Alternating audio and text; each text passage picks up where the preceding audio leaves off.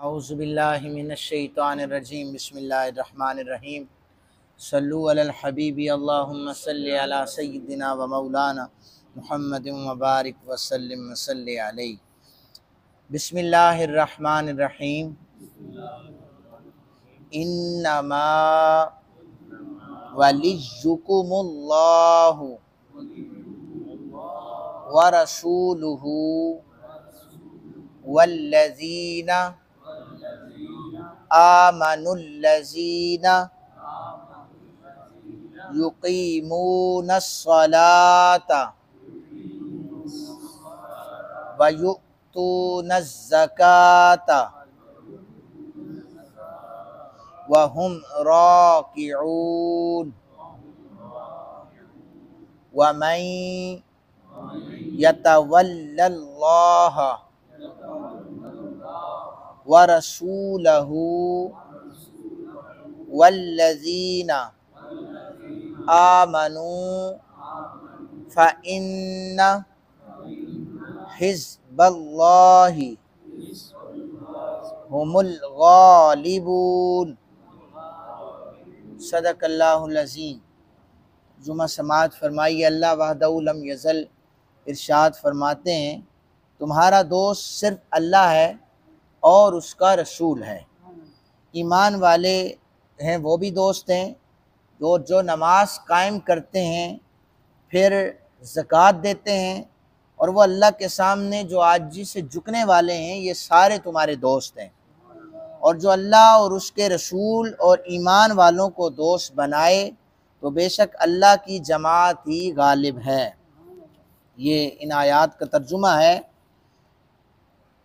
पहले भी आयात की तफसीर में बयान हो चुका है कि हज़रत उबादा बिन सामित रज़ी अल्लाह ताला अन्हो जब अपनी कसम को तोड़कर नबी अकरम सल्लल्लाहु अलैहि वसल्लम के पास आए थे कि मैंने यहूदियों को छोड़ दिया है और मैं आपके साथ चलना चाहता हूँ, तो उस वक़्त ये आय मुबारक नाजिल हुई थी कि बेशक तुम जो है वो दोस्त अल्लाह, अल्लाह का रसूल और ईमान वालों को बनाओ। ये इस आयत मुबारक का एक शान नज़ूल बयान किया जाता है। और इसी तरह मुफस्सिरीन किराम ने इमाम अबुल हसन अली बिन अहमद वाहिदी इनके हवाले से लिखा है, ये 400 हिजरी में ये गुज़रे हैं।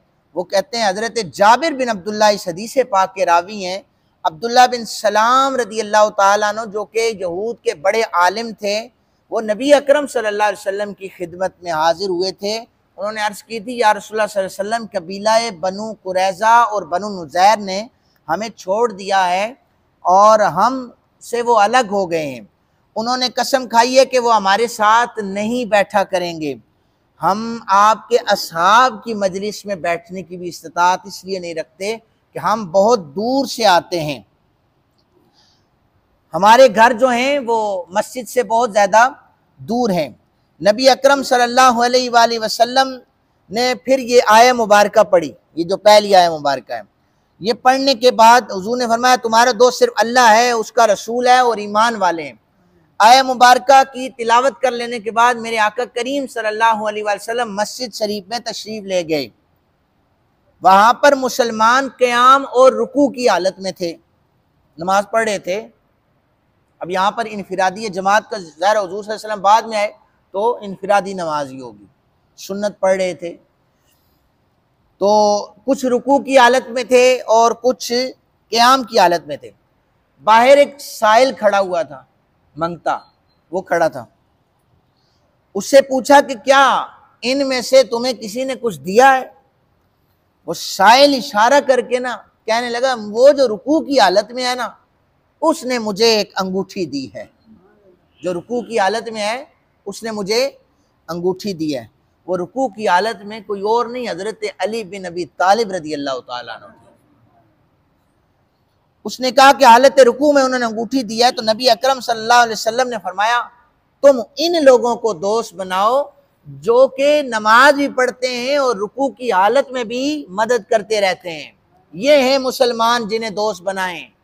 अल्लाह को भी दोस्त बनाओ, अल्लाह के रसूल सल्लल्लाहु अलैहि वसल्लम को भी दोस्त बनाओ, ईमान वालों को भी दोस्त बनाओ। बेशक अल्लाह ही की जमात गालिब है।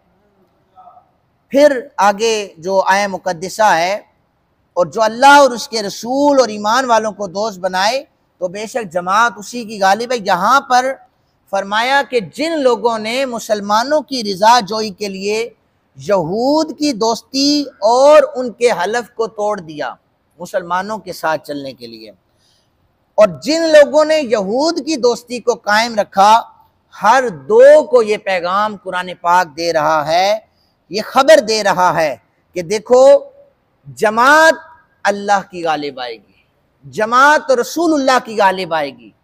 तुम इन्हें खुश करने के लिए, इनकी दोस्तियां निभाने के लिए, यहूद की हमायत हासिल करने के लिए, यहूद चूंकि उस वक्त ताकत में थे, तो इनकी हमायत हासिल करने के लिए तुम इनके साथ चलते हो, तो याद रखो जमात जिसने गालिब आ जाना है वो मोहम्मद अरबी सल्लल्लाहु अलैहि वसल्लम की जमात है।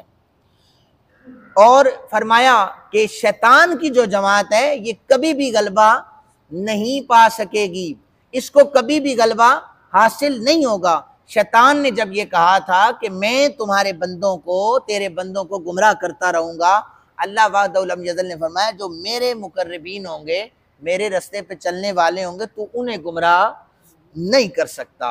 इसलिए कोशिश करें आपकी दोस्ती, आपकी जो जितनी भी मामलाते ज़िंदगी हैं वो अल्लाह के लिए हों, अल्लाह के रसूल सल्लल्लाहु अलैहि वसल्लम के लिए हों, तो वो यही सी में कामयाबी है। अल्लाह ताला हम सबको अमल की तौफीक अता फरमाए। वमा अलैना इल्लल बलाग।